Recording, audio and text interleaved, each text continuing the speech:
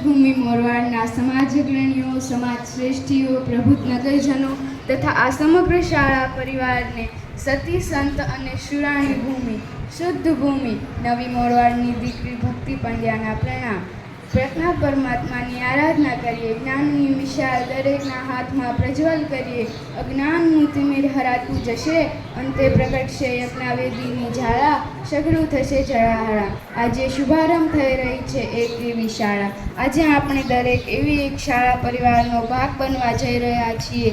એવા એક વિશાળ વટવૃક્ષનું નાનકડી કુંપળ બનવા જઈ રહ્યા છીએ, જે દિવસે ને દિવસે, ક્ષણે ને ક્ષણે ફૂલતો ફાલતો રહેશે, વિકસતો રહેશે અને આ સમાજને હરિયાળી છાંવ પૂરી પાડતો રહેશે.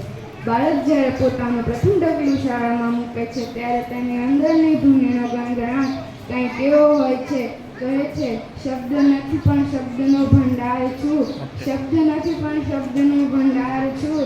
કુમકુમ અક્ષરે બધા વધાવજો, ભાગ્ય ફેરવીશ ને એવી એક સવાર છું. મારામાંથી આઠમીને ઉગી શકે છે બધું, પૂર્ણતા તરફનો પૂર્ણ વિકાસ હું છું.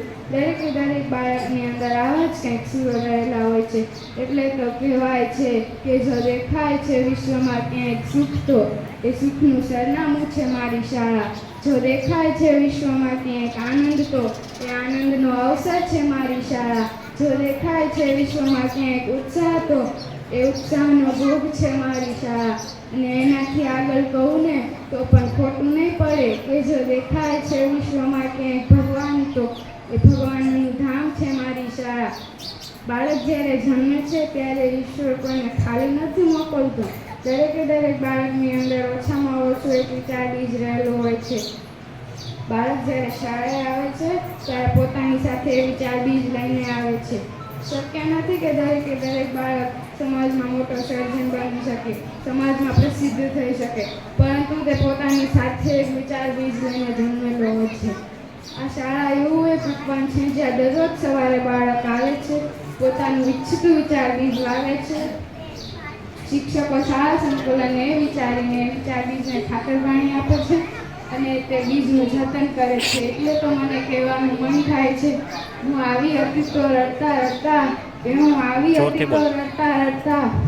પણ મને હસાવનારી છે મારી શાળા. હું હતી તો માત્ર શૂન્ય, પણ મને શિરમોર કરનારી છે મારી શાળા. હું ભણતી હતી તો માત્ર કાવ્ય અને પાઠ, પણ મારા શબ્દોને ગઝલ બનાવનારી છે મારી શાળા. આપણે એવા બાળકો હતા છે કે જે દરેકે દરેક ક્ષેત્રના પોતે એક માઇલસ્ટોન બની શકે, સમગ્ર સમાજ, સમગ્ર વિશ્વને રાજી કરી શકે કે વિશ્વ કઈ નવી દિશાએ જઈ રહ્યું છે, વિશ્વ કયા નવા માર્ગે આગળ જઈ રહ્યું છે. સ્વ, સમાજ, પરિવાર, દરેકે દરેક ઉન્નતિનું મંડાણ આ શાળા સંકુલનના ઉદ્ઘાટન સાથે થઈ રહ્યું છે.